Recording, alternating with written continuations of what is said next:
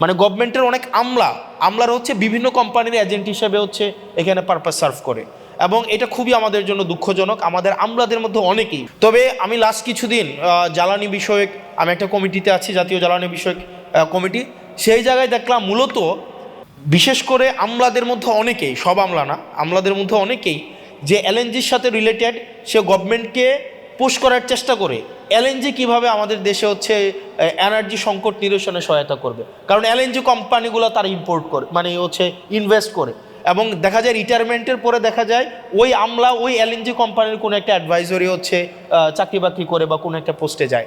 আবার যে হচ্ছে এইচএফও নিয়ে কাজ করে সে দেখা যায় গভর্নমেন্টকে পুশ করে, পলিসিতে পুশ করে যে আমাদের হেভি ফুয়েল অয়েলগুলো যদি আমরা ইম্পোর্ট করি বেশি বেশি, সেটা কিভাবে আমাদের এনার্জি ক্রাইসিসকে সলভ করবে।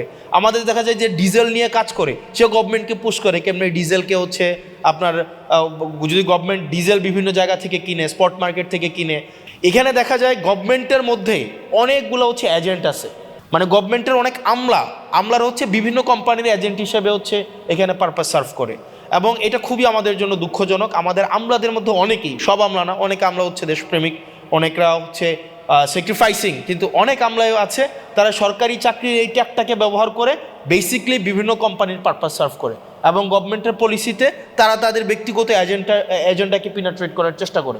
তো সেই জায়গা থেকে আমরা যদি এনার্জিতে ডিপেন্ডেন্ট হইতে চাই, আমাদের বিভিন্ন স্টেক হোল্ডারদেরকে নিয়ে আমাদের অবশ্যই আমাদেরকে রিনিউয়েবলসের মধ্যে যাইতে হবে। রিনিউয়েবলসের মধ্যে যদি আমরা যাইতে পারি তাইলে হচ্ছে আমরা যদি এটাকে ডাইভার্সিফাই করতে পারি, আমাদের অ্যাটলিস্ট 7 গিগাওয়াট থেকে 9 গিগাওয়াটে আমরা যদি এটাকে আপলিফট করতে পারি, তাইলে আমাদের যেই মানে ইন জেনারেল যে ডিমান্ড আমাদের প্রত্যেক বছর থাকে এটাকে আমাদের মিট করা অনেক বেশি সহজ হবে।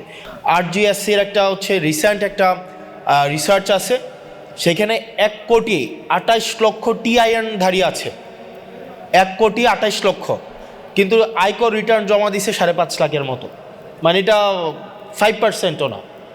আবার আমাদের রেজিস্টার্ড বিজনেস প্রতিষ্ঠান আমাদের প্রায় 1 কোটির উপরে আছে, সেখানে দেখা যায় বছরে 5 লাখ 7 লাখ হচ্ছে আয়কর রিটার্ন দেয়। এটা দেওয়ার কারণও আছে, আপনি যখন আয়কর রিটার্নের যেই ধরনের বর্তমানে যে ট্রেডিশনাল পদ্ধতি, এই ট্রেডিশনাল পদ্ধতিতে দেখা যায় আপনার পেপার কমপ্লায়েন্সের অনেক জটিলতা, এবং কিছুদিন আগে একজন বিজনেসম্যান বলছিলেন এনবিআর যেটা রয়েছে এটা বেসিক্যালি হচ্ছে এখন ন্যাশনাল ব্যুরোক্রেটিক রিপ্রেশনের একটা বলা যায় এনবিআর স্ট্যান্ড ফর।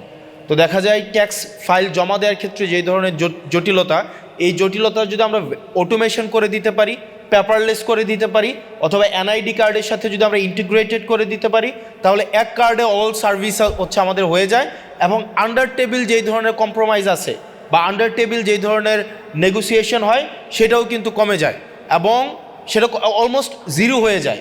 সেজন্য আমাদের ক্যাশলেস, পেপারলেস এবং এনআইডি ইন্টিগ্রেটেড ট্যাক্স এবং ভ্যাট অটোমেশন, এখন এটা শুধুমাত্র সময়ের দাবি না, এটা অনেক দেশে, আমি যদি ইউরোপিয়ান অনেক দেশে দেখি এটা অলরেডি অনেক বছর ধরেই সেটা প্র্যাকটিসে আছে। আপনি ইংল্যান্ডে যান, ইউএসএতে যান, ইউএসএতে যে ট্যাক্স দিচ্ছে একটা মেশিনকে ট্যাক্স দেয়। ইউএসএ দেখা যায় আপনি যখন একটা ট্যাক্স দিবেন, একটা হচ্ছে আপনি একটা স্ট্রিটে বিভিন্ন কর্নার বুথ থাকে, আপনি ওখানে ট্যাক্স দিচ্ছেন, ওখানে কোনো আপনি কে ট্যাক্স নিয়েছে কোনো ব্যক্তিকেও আপনি কখনো দেখবেন না, আপনার ওই মেশিনের সাথে হচ্ছে আপনার হচ্ছে কমিউনিকেশন হচ্ছে। তো সেখানে আন্ডার টেবিল কোনো ধরনের কম্প্রোমাইজ করার কোনো সুযোগ থাকে না। বাংলাদেশে দেখা যায় এই জিনিসটাকে পেপার ইন্টিগ্রেটেড করে রাখা হয় এবং ব্যাপারটাকে খুব জটিল করে রাখা হয়। সেজন্য যারা ব্যবসায়ী আছে তাদের সুবিধার জন্য, এবং আমরা বেশি করে ট্যাক্স এবং ভ্যাট সংগ্রহ করার জন্য আমাদের বর্তমানে ট্যাক্স এবং ভ্যাট অটোমেশনের কোনো বিকল্প নেই। আর দ্বিতীয় যে বিষয়টা, বর্তমানে আমাদের যেই সংকট, আমরা কিছুদিন আগে যেই জাতীয় সংকটের মধ্য দিয়ে গিয়েছি, সেটা হচ্ছে আমাদের ফুয়েল ক্রাইসিস, একই সাথে সাথে আমাদের এনার্জি ক্রাইসিস। এই ফুয়েল এবং এনার্জি ক্রাইসিস এখন দেখা যায় লম্বা লাইন কমে গিয়েছে, এখন লম্বা লাইন নাই। তবে এটা থেকে আশাবাদী হওয়ার কোনো কারণ নাই, কারণ আমাদের ফুয়েল ডিপেন্ডেন্সিটা যদি আমরা দেখি, আমাদের ফুয়েল ডিপেন্ডেন্সিটা ইম্পোর্ট বেসড, এবং আমাদের দেখা যায় গ্যাস থেকে আমরা হচ্ছে 43% হচ্ছে আমরা ফুয়েল পাই, এনার্জি পাই। আমরা গ্যাস থেকে সেটা 43% পাই, এবং গ্যাসের যেই বেশিরভাগ আমাদের এলএনজি কিন্তু হয় কাতার থেকে। এখন এই কাতারের এলএনজি আমাদের প্রত্যেক দিন প্রায় 4000 MFCFD হচ্ছে আমাদের গ্যাস লাগে প্রত্যেক দিন, 4000 million meter cubic foot per day. কিন্তু দেখা যায় আমাদের হচ্ছে এই ডোমেস্টিক আমাদের সোর্সিং করতে পারে আমরা 2000 MFCFD, আমাদের স্টিল 2000 শর্ট। MFCFD। এখন এটাকে আমরা কাতার থেকে আনতে হয় অথবা ওমান থেকে আনতে হয়, ওমানও আবার সেটা কাতার থেকে কিনে। এখন দেখেন আমরা এই যে হেভিলি একটা ইম্পোর্ট ডিপেন্ডেন্ট একটা হচ্ছে আমরা ফুয়েলে গিয়ে আমাদের এনার্জি আমাদের সোর্স করতে হয়। এরপর দেখেন আমাদের প্রায় 21% আমাদের হচ্ছে এনার্জি আমরা সোর্স করি হচ্ছে আপনার থেকে আপনার HFO থেকে, মানে হেভি ফুয়েল অয়েল যেই জায়গা থেকে আমাদের করতে হয়, আমাদের ডিজেল থেকে করতে হয়। অর্থাৎ এই যে ফার্নেস অয়েল ডিপেন্ডেন্সি আমাদের কখনোই এনার্জি ইন্ডিপেন্ডেন্ট করবে না। তো এনার্জি ইন্ডিপেন্ডেন্ট না হইলে আমাদের যে প্রবলেমটা হবে, দেখা যায় আমাদের এই যে ইন্ডাস্ট্রিয়াল এবং কমার্শিয়াল আমাদের এনার্জি অনেক ক্রাইসিস আছে। ইন্ডাস্ট্রি এবং কমার্শিয়াল এনার্জি ক্রাইসিসের কারণে আমাদের হচ্ছে বিজনেস বার্জিয়ন হচ্ছে না, বিজনেস বাড়ে না।